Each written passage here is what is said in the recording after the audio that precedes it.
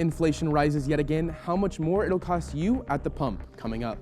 And in studio, we have Jack interviewing this week's Athlete of the Week. And Bryce has our latest Texans on Main Street. I'm Brady Pickett. And I'm Gabe Iscona, and the NHSTV Live starts right now.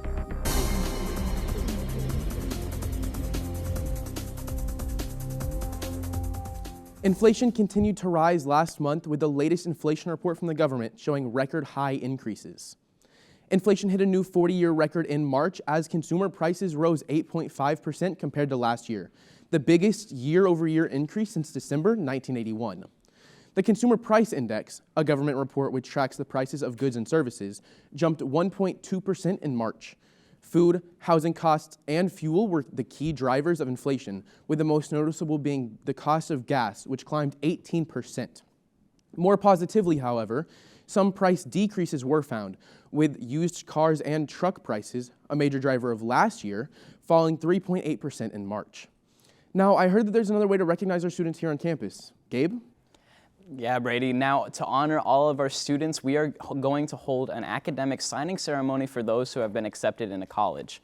We have athletic signing days, so let's celebrate those of you who will be going to college for programs other than sports. In order to participate, please fill out the following form that includes your acceptance letter. The deadline to fill out this form will be April 14th, 2022. Be sure to show some support to some of our proud students. Now, in other athletic news, if you guys didn't know, some of our athletes signed this morning as well. Speaking of athletes, what sports we got, AJ? Thanks, Gabe. Now, good morning, Texans. I'm AJ Hogan. Let's get right into this midweek sports report. Our Lady Texans softball team were supposed to play last night. However, the game ended getting canceled due to weather. They're still undefeated, and they play tomorrow away at Colleyville Heritage. JV game starts at 5 and varsity starts at 7. Boys baseball played last night against Denton High School. They ended up winning at a close game 9-8. They play again tomorrow at home against Denton High School again. Mike Breed played in regionals on Monday for tennis for a chance to go to state. However, he unfortunately lost, and congrats to tennis on their great season. Now, before I go, us at NHSTV wanted to congratulate all the future athletes, college athletes that signed today. Now, that's all I have for sports. However, Jack is in studio with our Athlete of the Week. Jack?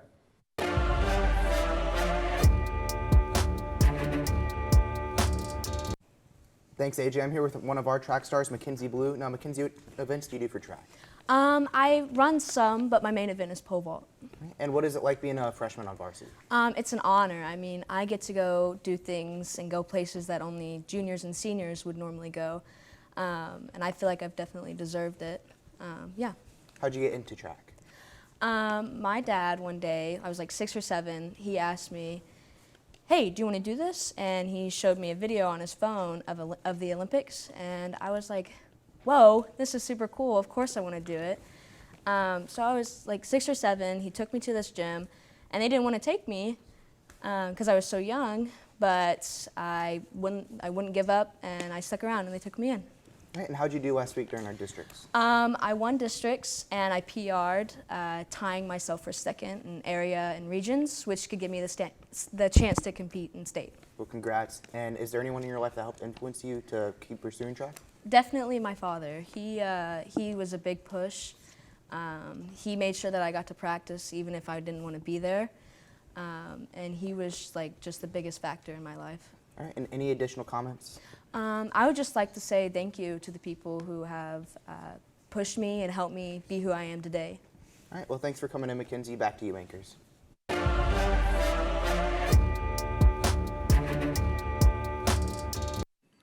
Thank you, Jack, and good job on all of your hard work, Mackenzie. Now, you may have already known that CTE can get you real-world job experience, but did you know that CTE can also give out job certifications? For almost every program in CTE, you can get certifications for your resume.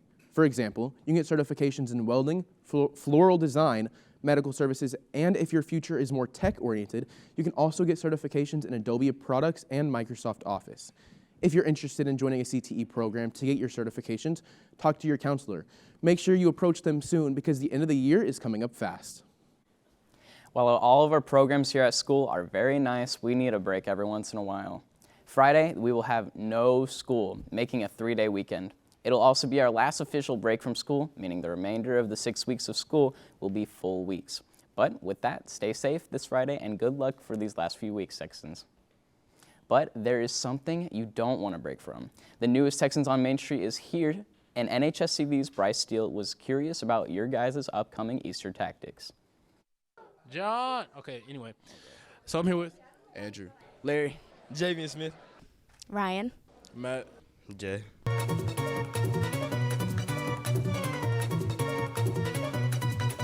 All right, Winfield, when you were a kid, what was your Easter egg hunt tactic?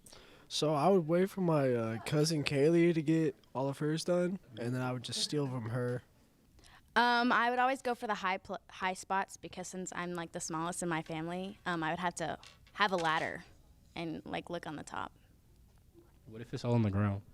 If it's on the ground, well, I'm already there. So basically, I would make sure that everyone would go in one direction and I would go in the opposite direction. So that in the end, when they all have to split up their eggs, I get to keep all the eggs on the side that I went to. I'd always wear cleats so that way I could run faster, and if somebody got in my way, I would step on them and then take their eggs from their basket while they were crying.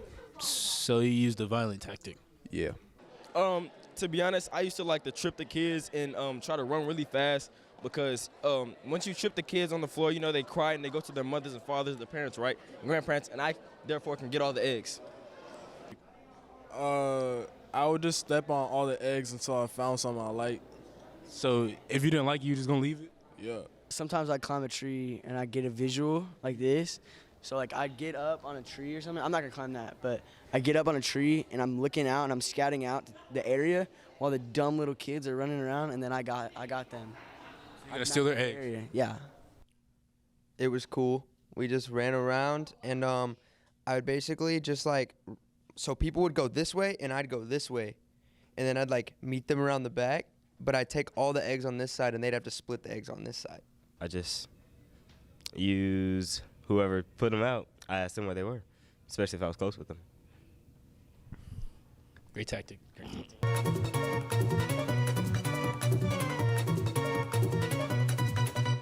So, Gabe, what were some of your Easter egg tactics? So Andrew had a really good idea, but like not the pushing kids part, probably like the cleats. The cleats was a really good idea. And then I'm gonna grab like a rake and then just get all the eggs and then like put them all into a pile.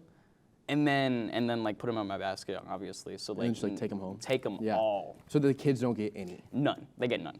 Okay, that sounds perfect. It sounds perfect. So that's all we have for you today, Texans. This has been NHSTV Live.